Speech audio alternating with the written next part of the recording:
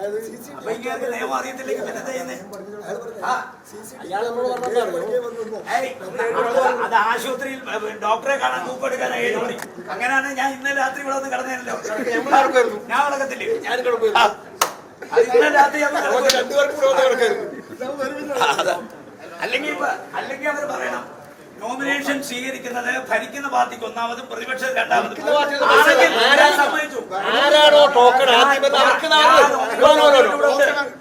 9 മണിയോട്ട് ഞാനുണ്ട് ഇവിടെ.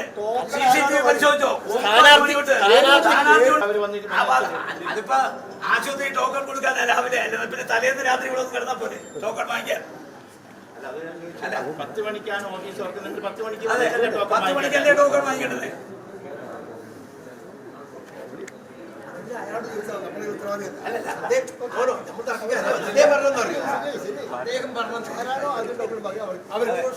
അതെ, ഞങ്ങള് നോമിനേഷൻ കൊടുക്കുന്നില്ല.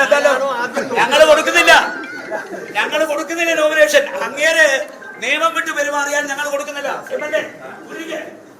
നോമിനേഷൻ കൊടുക്കണ്ട. അയാള് രാഷ്ട്രീയം കളിക്കാനാണെങ്കിൽ പിന്നെ റിട്ടേണിംഗ് ഓഫീസർ വേണ്ടല്ലോ.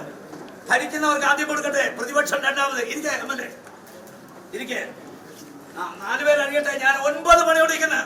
അവരെന്നെക്കാൾ മുമ്പിൽ വന്നെങ്കിൽ CCTVയുടെ ഫുട്ടേജ് കാണിക്കേ, ഞാൻ സമ്മതിച്ചു കൊടുക്കാം. CCTV കാണിക്കേ. ഇരിക്കുമല്ലേ കുറെ പോലീസുകാര് അഡ്ജസ്റ്റ് ചെയ്ത് നേരത്തെ കൊടുത്തു. ഇത് പിന്നെ ഏരിയ കമ്മിറ്റി സെക്രട്ടറിയെ വിളിച്ച് കൂപ്പൺ കൊടുത്തു. അതൊക്കെ പുറത്തു വന്നു കഴിഞ്ഞു.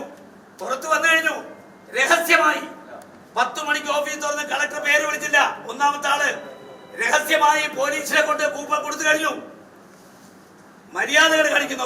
ഒരു തെരഞ്ഞെടുപ്പിൽ റിട്ടേണിംഗ് ഓഫീസർ രാഷ്ട്രീയം കളിക്കുക, പോലീസ് രാഷ്ട്രീയം കളിക്കുക.